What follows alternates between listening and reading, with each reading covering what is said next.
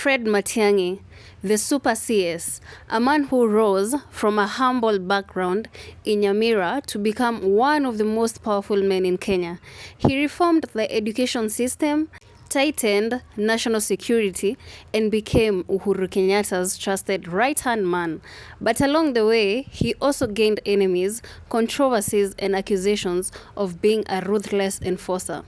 In this deep dive, we'll unpack Matiang'i's rise, his reforms, his controversies, and what his story says about Kenyan politics. By the end, you'll have to decide, was Fred Matiang'i a hero, a villain, or simply another political survivor? Matiang'i's story begins in Nyamira County in 1968.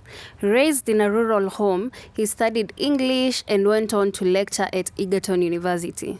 For many years, he was far from the spotlight, working as an academic and consultant. But in 2013, when President Uhuru Kenyatta appointed him as ICT Cabinet Secretary, his life changed forever.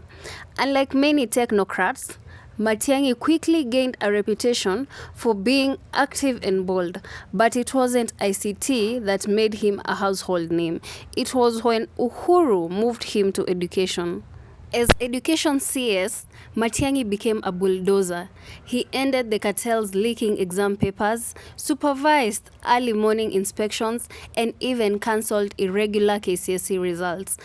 Parents loved him, students feared him, teachers respected but sometimes complained about his non-compromise style. One headline called him Kenya's exam sheriff. He brought order where there was chaos. For once, a cabinet secretary was making headlines for action, not scandals. In 2017, Matiang'i was moved to the Interior Ministry, one of the most powerful portfolios in Kenya. Here, he was in charge of police, security agencies, and immigration. He banned illegal gambling, shut down rogue betting companies, and ordered crackdowns on criminal gangs.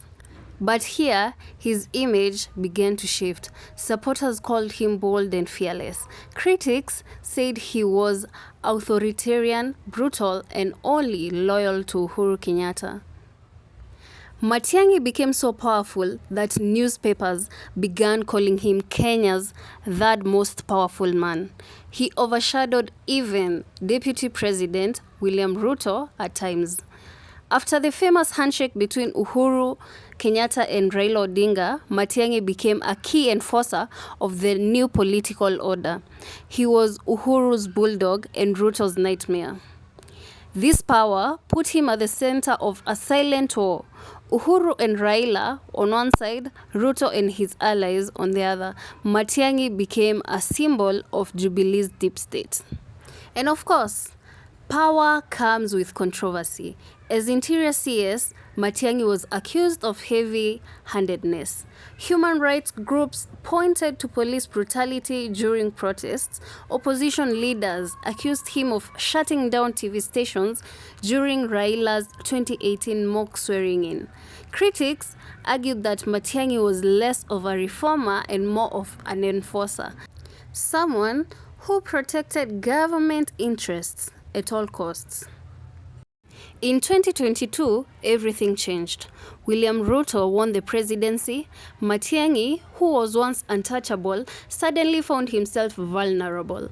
His home was raided. He faced DCI investigations. From one of the most powerful men in Kenya, he became a man in hiding. Some say it was payback. Others say it was justice. But one thing was clear: Matiang'i's fall was as dramatic as its rise. So, what does Fred Matiang'i represent? To his supporters, he was Kenya's best cabinet secretary in decades. Bold, firm, incorruptible. To his critics, he was authoritarian bulldog who silenced opposition. The truth may lie somewhere in between. Matiang'i's story is the story of Kenyan politics itself: rise, power, controversy, and fall. In the end, Fred Matiang'i's journey is far from over. He has declared interest in the 2027 presidential political seat. What do you think? Was Matiang'i a hero or a villain or just another survivor? Let me know in the comments.